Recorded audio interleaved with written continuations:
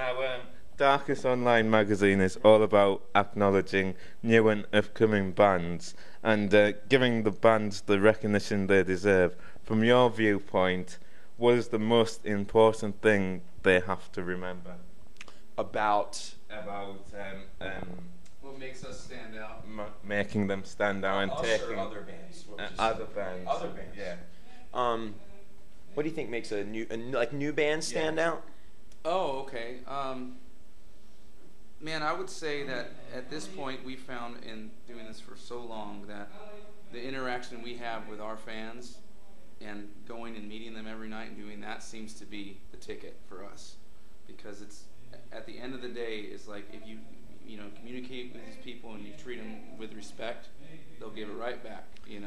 Whether it's through sales or if it's through attendance. They'll continue to give it back. I would say just be nice. Yeah. I mean, if you're just don't new, disappear and it's so hard. It's so hard to get any attention. It's so hard to have anything happen. The music industry is a mess. So if you're starting out, damn it, you better be nice, because the days of being a dickhead and having success are over. I mean, I think as friendly and as helpful and as polite as you can be will always get you a little further than the old rock star thing. There's no rock stars anymore. There's a couple old dinosaurs hanging out, but the old industry is over. It's the wild, wild west. So it's what you make of it. It really is. You have to define success for yourself, and that can be at many different levels, and that's what's exciting. No one's keeping score anymore. It used to be if you were on a major label, you were successful, but if you failed there, you weren't as successful as the guy.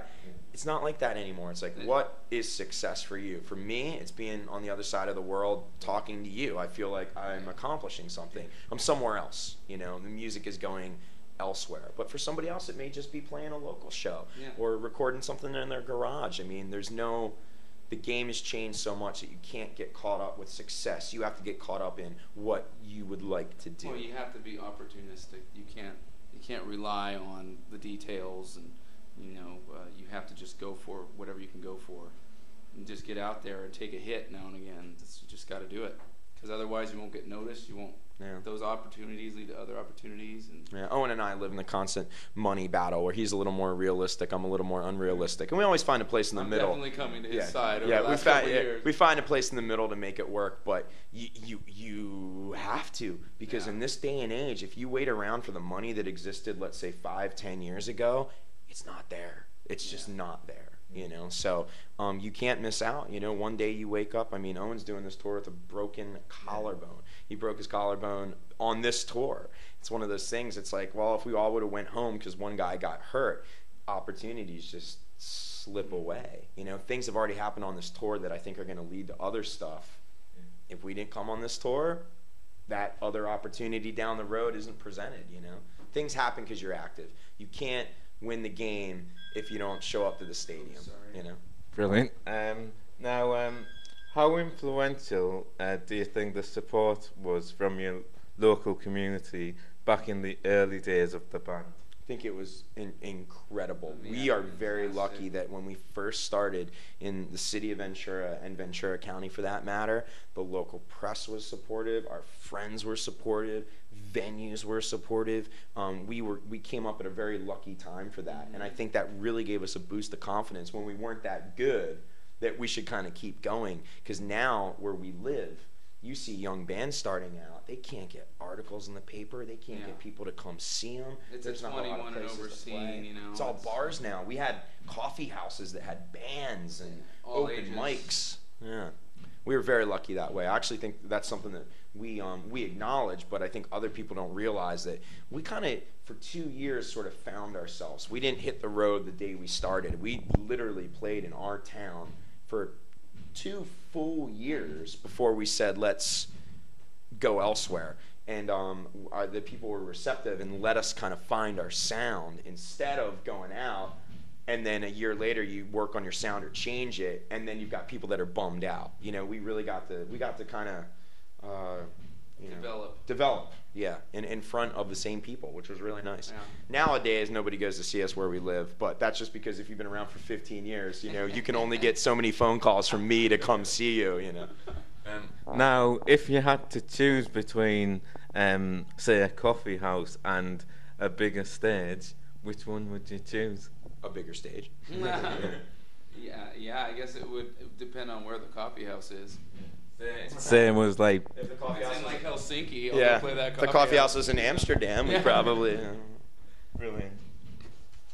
Now, if you could, It's cold. if you could consider a point in your careers which you'll always cherish, what would it be?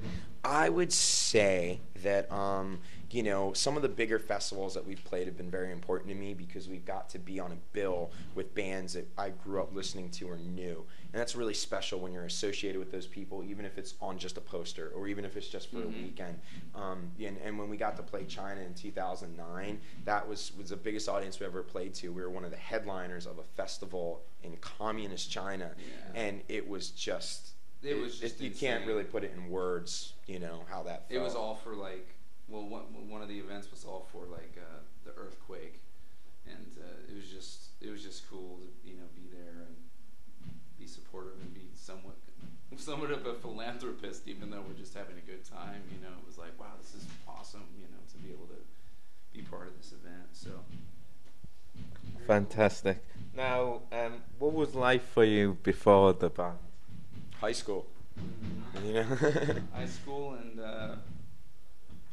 I worked at a secondhand shop, and that my family owns. And that's about it. Cool. Now, young bands sometimes get overlooked, especially when those in the industry have been a long rounder. But what do you think, rather than think of what young bands can learn from old bands, what can old bands learn from younger bands? Well, that's a good question. I've never heard anybody ask that. They always ask what older bands have taught you. I think it's the social media. I think it's the online stuff. That we did not start with that. We sent postcards in the mail, and now these kids, that's a foreign concept to them. And it's always the young bands that you find on news sites or Spotify's or this. I feel like we're always playing catch up with online stuff. Videos backstage. Yeah, we're playing with Paige. Yeah, exactly. We're playing with a band called Paige, or a younger band. They are backstage every night editing video from the night before. And we're like, immediately, we're like, hey. Whoa, it's hard for us to get on a computer or a phone to pipe 3 sentences like the show kicked butt last night, and then you go to their site and there's fucking videos and flash and good, so man. Yeah, it's great. But that's definitely something to keep your eye on with the younger kids. The younger people just know about all that online they're so great with it. The internet can swallow you up whole. So we're relying on our opportunities and our face-to-face relationships. Yeah. And hopefully in the future we'll be able to... I think it's one of the goals for us next year is to be a little more just present. There's a couple sites that we want to be on that we're not on, music available. I really want to do a podcast, a weekly Army of Freshmen podcast, So hopefully next year with the activity, I think it just naturally leads itself. If you're playing a couple more shows, if you're doing some writing, you're a little more in the world, so those things come naturally. Like Owen hurt himself, so he's going home to set up our merch store. Because we haven't had a merch store online, so it's like that's our best bet. When it gets slowed down. Do you think there's anything, sticking with that question for a second, anything Zebrahead can learn from Army of Freshmen? Those guys have been around the block, man. They know exactly what they're doing. They are professionals on every level. I couldn't even give them any advice. I don't have any constructive criticism. Yeah, they know exactly what they're doing. I can't even think of something funny. I mean, they just know what they're doing, Don't play so much Temple Run. That's my only advice. Yeah. That'd be my advice too. Open your eyes a bit. They've got us addicted to a little online iPhone game, but it's like if we're bad, they're like in a completely different world. So I would say they need to back off the online phone video games. That would be my personal advice to them for their career. At any point in Army of Freshmen, have you had any regrets?